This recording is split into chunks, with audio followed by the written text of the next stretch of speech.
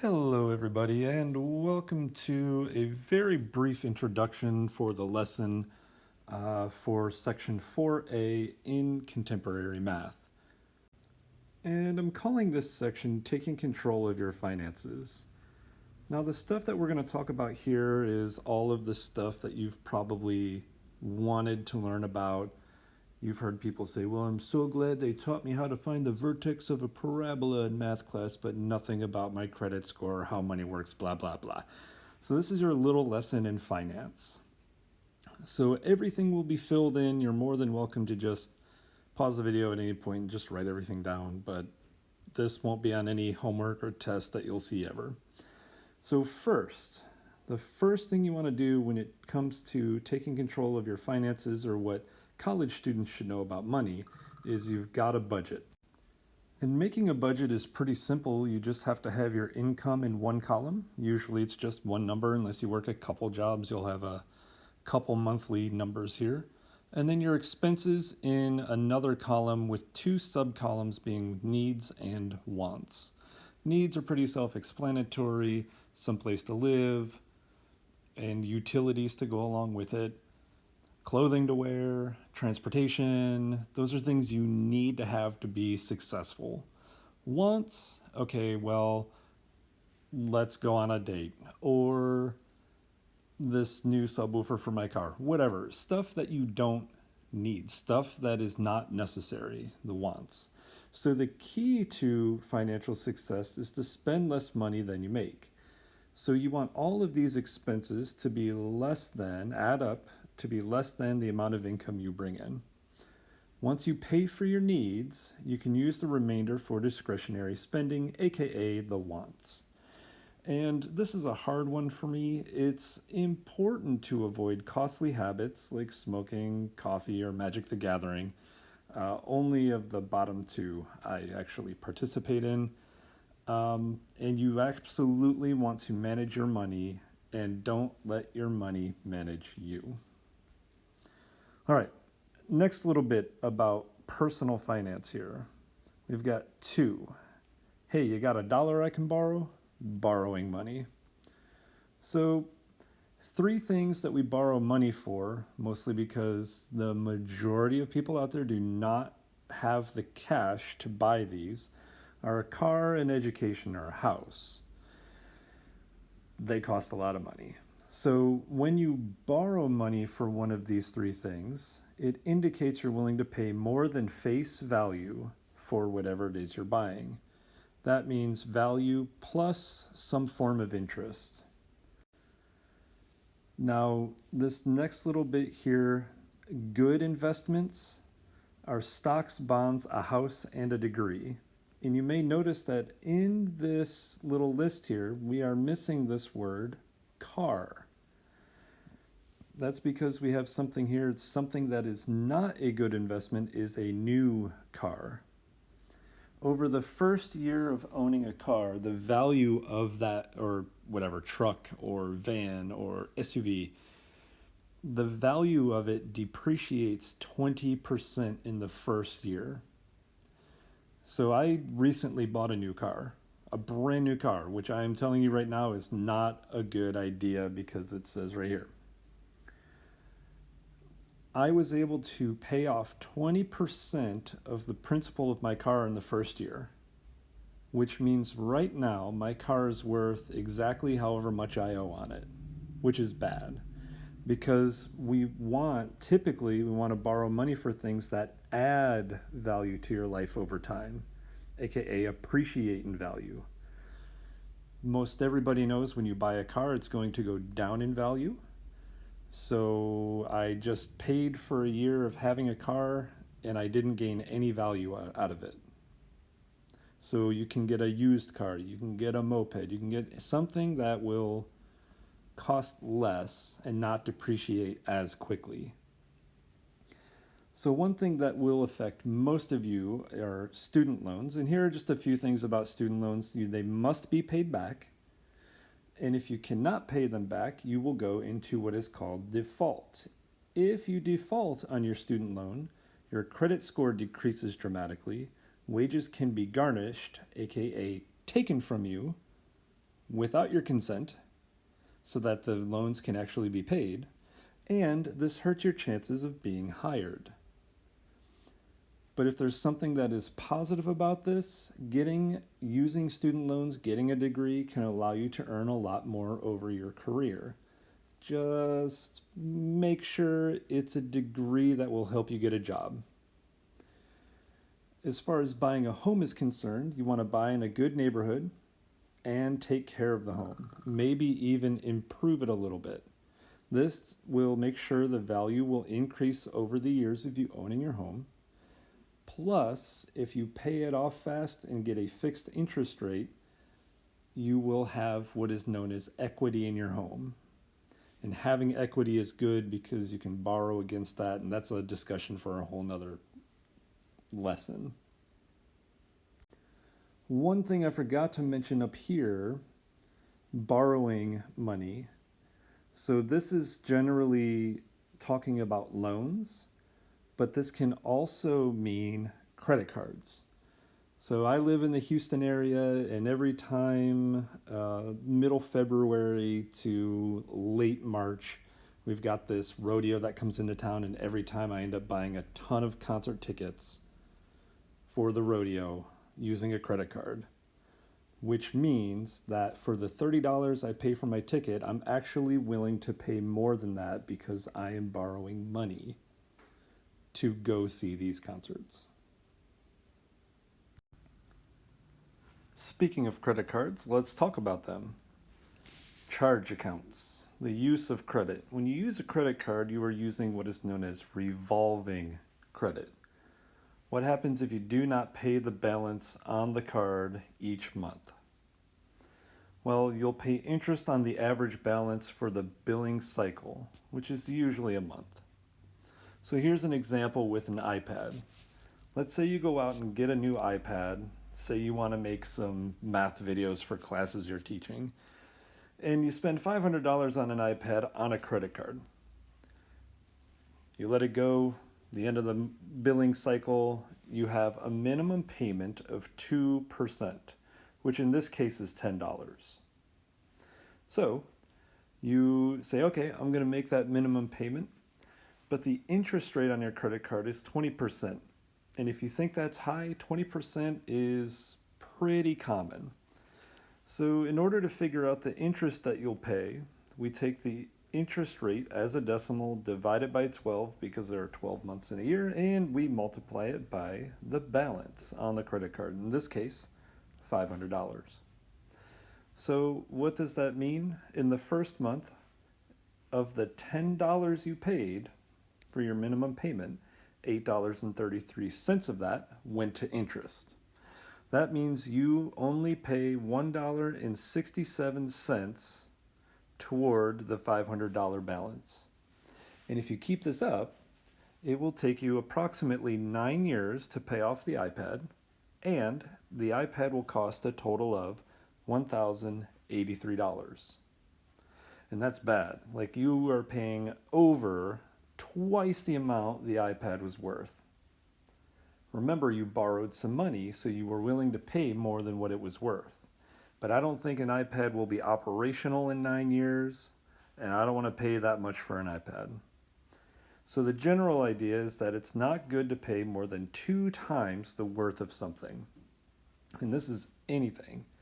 So my personal experience, I've got a $140,000 mortgage I've been paying on at 4%. At the very end, I will have paid $240,000 when you include all the interests. So I'm just squeaking in under that 2 times the worth of something. And you want to proceed with caution for credit cards because it is risky to have one in your possession, especially if you're impulsive. If you don't have self-discipline, it's going to be really hard to have a credit card. The fourth thing you should know is they are watching ...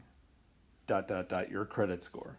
So there's a credit score range of 300 to 850, and you can Google what the ranges are. Like, bad credit is below 550. Poor credit, which is just a little bit better than bad, is from 550 to 649, so on and so on.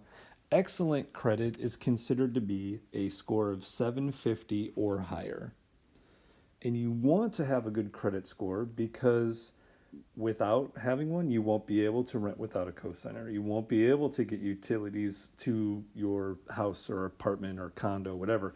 You won't be able to get good loans or to get loans, period, home, auto, or student loans. You won't be able to get good rates on your loans. And if you goof, you get a payment going to collections or something like this, a negative mark on your credit report will be there for 7 years. Quite literally 7 years bad luck at that point. So, what 5 things determine your credit score? We've got payment history coming in at 35%. Can you make payments on time? That is the bulk of your score, as well as the total amount you owe. And that is across credit cards and loans and mortgages and student, everything added together, all your debt. That is 30%. So between these two, you have 65% of your credit score. The other 35% comes from the rest of these. So these don't affect your score too greatly, but they can help. So the length of credit history, I just found out recently, is 25 years is considered to be the top of the top if you have a credit history for 25 years or longer. Types of credit, so do you have loans and mortgages and utilities and all these different types of credit? And then new credit. Are you applying for a card every couple years, or that sort of idea? And this last little bit here, it's really good idea to monitor your credit score and report once or more per year. And if you have a bank like Chase or Wells Fargo or Bank of America, it's usually the big banks. You can download the mobile app and have access to your credit score pretty easily anymore these days. So you can at least look at your credit score 5 times a day if you want, just to make sure it's where it needs to be. All right, to finish out this video, I want to talk just a little bit more about finances. So here we have this number 5. If it sounds too good to be true, it is, like scams. Many scams target college students, also the elderly, also the people who are not tech savvy, and all those ideas. Anything that sounds too good to be true probably is. Don't fall for it. Another big scam that you may not ever think of is gambling. If you gamble long enough, you will lose. It is impossible for you to always come out ahead, mathematically, theoretically speaking. The odds are against you and in favor of the house, wherever you happen to be it the lottery, a casino, the laundromat down the way, off the strip in Las Vegas. It doesn't matter where you are, the odds are against you. But if you do like to gamble, make sure you budget for it. Don't go over the amount you have budgeted. And some people can be very easily addicted to gambling, so just be careful if you do that. Next, number 6, we have appearances can be deceiving. And with that, we are talking about your paycheck. What's the difference between your gross income and your net income? Well, gross income refers to the amount of money you earn before any deductions. And if you have a job, a salaried job, or even an hourly job, this is the amount that you and your employer negotiate. You negotiate gross pay. So when you go off and you say, "Hey, company, I want $100,000," and company says, "Fine, you can have $100,000." That's before deductions like income tax, aka national and state income tax, maybe even county or even city income tax, Social Security tax, Medicare, Medicaid, or health insurances, any kind of insurances that get taken out, retirement. It's always a good idea to be saving for retirement. So that's gross. Gross is before any deductions are taken out, and the net income is what you take home. What a lot of people say take home pay, or after deductions from the gross amount. And generally speaking, your net income is about 60 to 70% of your gross income. It could be more or less than that, depending upon extra things. I pay child support, so it is hovering around the 60% area right now. But even with the child support, I'm still within that range. If you are what we say, or what the industry says, upside down in your finances, you will either need to bring in more income or cut your expenses. And upside down just means that you have more bills than money you bring in. Your bills total to be higher than your net income. So some tips for this: if you need a car, you can buy a used car and not a new one. You can start out with a smaller home, or maybe it's a big home that needs a lot of fixing. That doesn't even still sound like a good idea. Start with a smaller home. Live within your means. Try to make sure you cut bills so that you can have more money coming in than going out. And when you do this, you want to be conservative with budgeting. How I interpret that is you want to plan for more than you think. And like what I mean is, if you have an electricity bill that changes every month, you want to plan for the highest amount that electricity bill could be. So even though in the winter months you might be using less electricity, you still have planned for a high amount. Thereby, maybe you have an extra $100 in your account. So conservative with budgeting. Underspending is better than overspending.